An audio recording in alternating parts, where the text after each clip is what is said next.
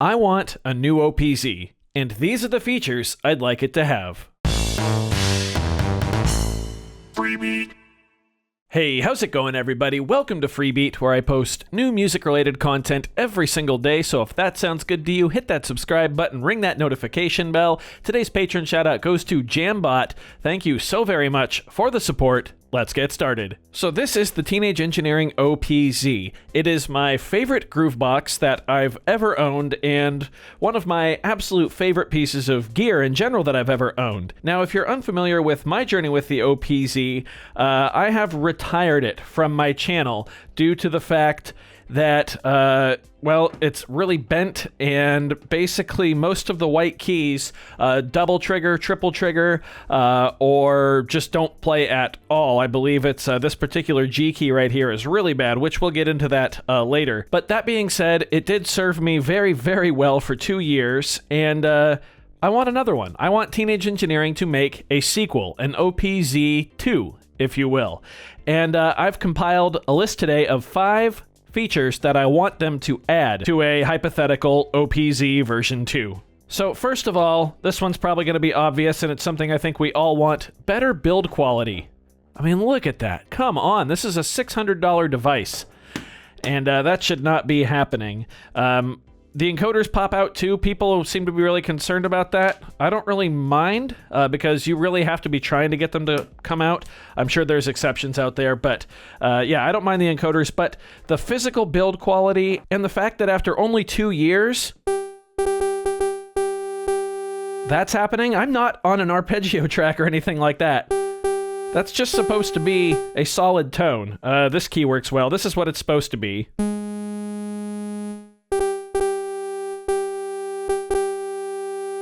Unacceptable. And, you know, for $600, better build quality is a must. I'm not sure exactly what causes the double triggers. And before anyone comments, yes, I've tried just about everything. I've had lots of people give me suggestions of things to try over the past year, and nothing has really worked. So, better build quality. I don't know whether that's a metal housing or just a complete redesign of the board inside. Yeah, I don't think any device that costs this much should be double triggering after 2 years. And from what I can tell, I've actually gotten pretty lucky. It seems a lot of folks have had issues starting after just a couple months, which is just crazy. Next up is something I never thought I'd really ask for, but it's individual track export. The OPZ cannot export any of its tracks individually. I'd really like that to happen over USB, much like the OP1 can do. Now, like I said, I never thought I'd ask for this because I don't really work in DAWs that often.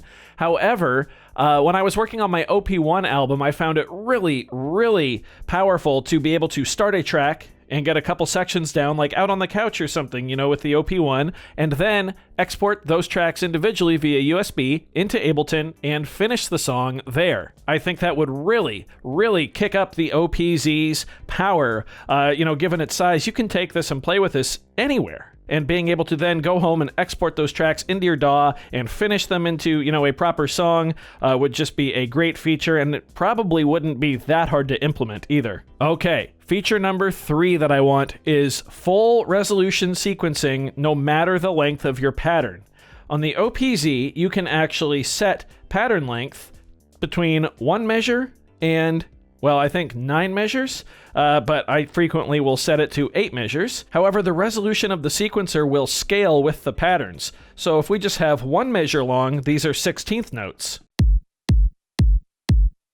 However, if we stretch it out to 8 measures long, these then become half notes, which is crazy. So we can fill in every single step.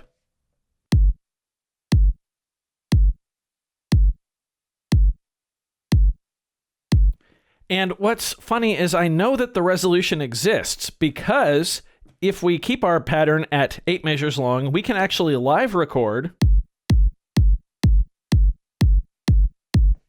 and we can hear the resolution is there. We just can't see it. We can't access it on the grid. So being able to access it on the sequencer would really bring a ton of functionality, and I think would make up for the fact that there's only 16 patterns per project. If each of those 16 patterns could be 8 measures long with full resolution, that'd be awesome. Next up is a micro SD card slot somewhere on the OPZ and support for longer samples. Right now, each of the 4 drum tracks are just basically sample tracks. However, the way they work is they take one 12-second sample and chop it up between the pads. So you can only have a 12-second sample per bank. I would really appreciate support for longer samples, because being able to pop in like a full-length vocal or something like that, especially, if we had the SD card slot, would be really, really nice, and would just lean towards the OPZ being more of a, full workstation.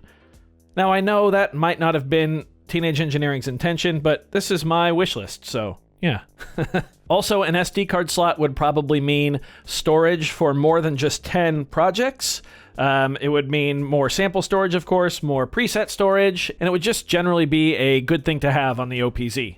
And finally, my 5th and final feature that I want on a new OPZ has to do with something that Teenage Engineering is actually releasing for the current OPZ, and that is a new line-in, line-out module. So if you don't know, you can pop the back off the OPZ here and pop this thing out.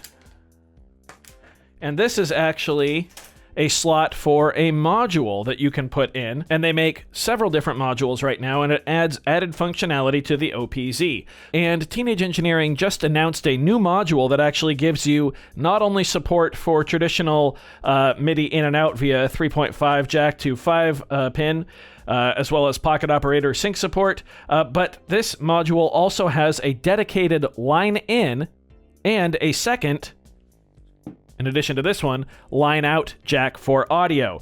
And they've said that you can actually route the audio basically however you want between those 2 line out jacks. I've wanted a standalone line in jack on the OPZ for a long, long time for sampling.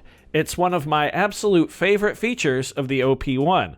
Look at that right there. We've got line out and line in. Having the onboard mic is nice. Being able to sample over USB is nice. This is technically a combo jack, so you can plug in like a headset mic.